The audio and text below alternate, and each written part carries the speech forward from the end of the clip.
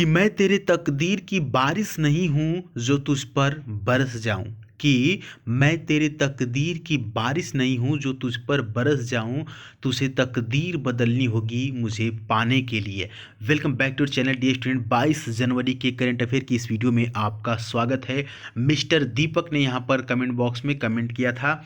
देखिए यहाँ पर जो तकदीर की बात हो रही है और जो ये मैं शब्द का यहाँ पर जो प्रयोग किया गया है वो आपका उद्देश्य है, आपका गोल है, आपका लक्ष्य है, आपका एयरफोर्स है। वो बोल रहा है कि भाई साहब मैं तेरी तकदीर का बारिश नहीं हूँ जो तुझ पे आकर के बरस जाऊंगा।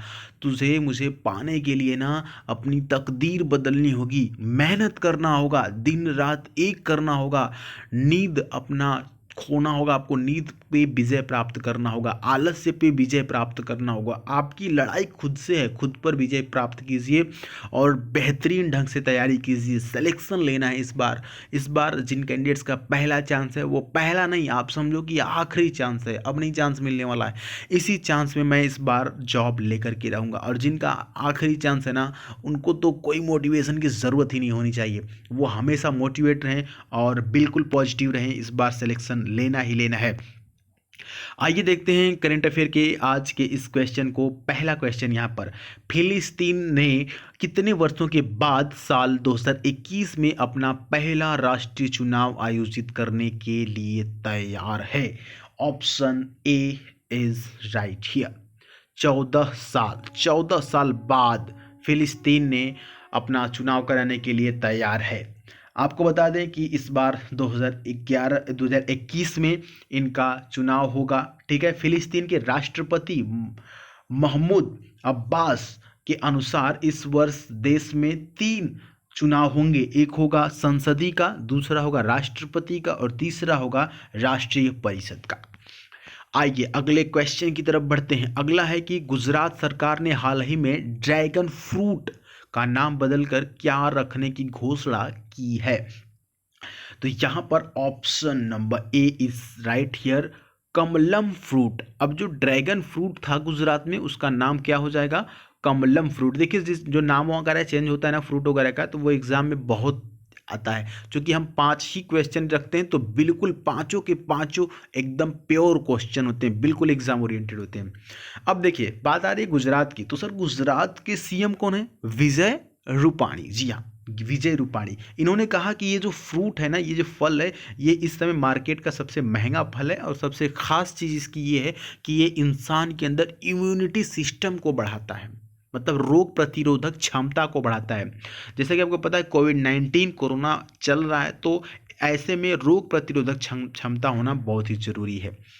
अगला है, निम्न में से कौन सा भारतीय विकेट कीपर बल्लेबाज सबसे कम यानी कि 27 पारियों में 1000 रन बनाने वाला पहला भारतीय बल्लेबाज बन गया है? आपको ऑप्शन देख करके क्या लग रहा है, क्या सही हो सकता है, बताइए। जी हाँ, option B is right here, Rishabh Pant. अब देखिए महेंद्र सिंह धोनी तो ऑलरेडी संन्यास ले चुके हैं, तो अभी पहला बल्लेबाज बन गया है, तो ये तो अभी कोई रिकॉर्ड ब्रेक नहीं करेंगे। इनका तो जो बना है पहले का बना है। ठीक, क्वेश्चन देख करके क्या लग रहा है, अभी हाल ही में बन गया है। ठीक है, तो ये तो ऑप्शन नंबर सी तो ऐसे ही बाहर हो गया। मैं एक एलिमिनेशन तरीका बता रहा हूँ, कैसे एग्जाम में ऑप्शंस को एलिमिनेट करके आप अपने सही आंसर तक पहुँच सकते हैं।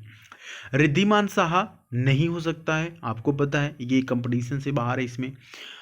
दिनेश कार्तिक तो ये भी नहीं है। और ऋषभ पंत सोचने की बात है क्योंकि ऋषभ पंत अभी नए खिलाड़ी हैं इस क्षेत्र में, जैसे कि महेंद्र सिंह धोनी की अपेक्षा और लोगों की अपेक्षा।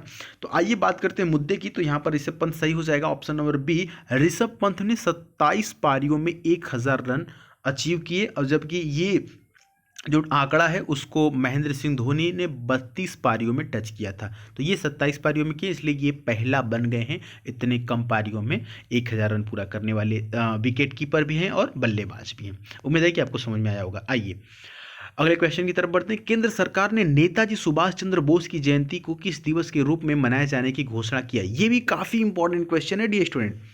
अब देखिए, जैसे आप इम्पॉर्टेंट डेट्स याद करते थे ना, मैंने जनवरी के आपको इम्पॉर्टेंट डेट्स दिए थे, तो उसमें आप ये लिख लीजिएगा, ये नया हुआ है इस बार।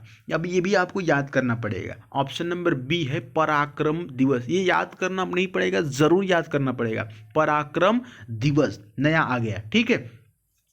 तो ये क्या हुआ, पराक्रम दिवस किसके, नेताजी सुभाष चंद्र बोस की जयंती पर। सबसे इंपॉर्टेंट बात, जब नेताजी सुभाष चंद्र बोस की बात आती है तो ये है कि आजाद, ठीक है, लिख लीजिएगा इसको। आजाद हिंद फौज के संस्थापक कौन था, नेताजी सुभाष चंद्र बोस। इनकी 125वीं जयंती आने वाली है, ठीक है। तो अभी इनकी 125वीं जयंती नहीं आई है, तभी मोदी सरकार ने ये अलाउ कर दिया कि इस बार से, यानी कि 2021 से इनके जन्म दिवस को पराक्रम दिवस के रूप में मनाया जाएगा। तो इनका जन्मदिन कब मनाया जाता है, थोड़ा सा बताइएगा। आप तो नहीं याद होगा, आपको पता है हमको। लापरवाही नहीं चलेगी इस बार। मैं आपसे रिक्वेस्ट कर रहा हूँ डियर स्टूडेंट, देखिए बहुत सीरियस हो जाइए। 23 जनवरी को मनाया जाता है, जिनको नहीं पता था याद करिए अभी। तो 23 जनवरी को मनाया जाता है। तो अब से इस 23 जनवरी को पराक्रम दिवस के रूप में मनाया जाएगा। किसके उपलक्ष्य में, सुभाष चंद्र बोस की जयंती के उपलक्ष्य में। 23 जनवरी 1897 को इनका जन्म हुआ था, ठीक है। चलिए अगले क्वेश्चन की तरफ बढ़ते हैं। किस देश की सरकार ने हाल ही में कोविड-19 के प्रभावों से उबरने में मदद करने के लिए 3.7 बिलियन डॉलर के पैकेज की घोषणा की है। Option number C, Malaysia. देखिए, हाल ही में कोविड-19 के प्रभावों से उबरने में मदद करने के लिए 3.7 बिलियन डॉलर के पैकेज की घोषणा मलेशियाई सरकार ने किया है, ठीक है। तो आज के लिए इतने इंपॉर्टेंट के क्वेश्चन डी स्टूडेंट, और करंट अफेयर के इतने इंपॉर्टेंट क्वेश्चन आपको मिल गए।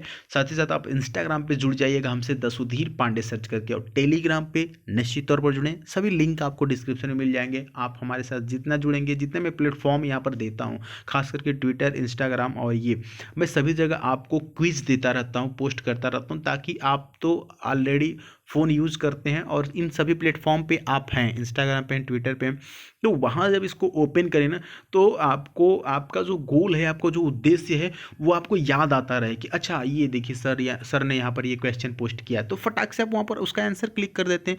तो माइंड में क्या है ना कि एक इन्वायरमेंट बना रहता है, एक माहौल बना रहता है, एक एरिया बना रहता है कि हाँ चलो मैं तैयारी कर रहा हूँ, चलो मैंने कुछ सीखा आज, ठीक है। तो इसके लिए आप वहाँ पर जुड़ सकते हैं।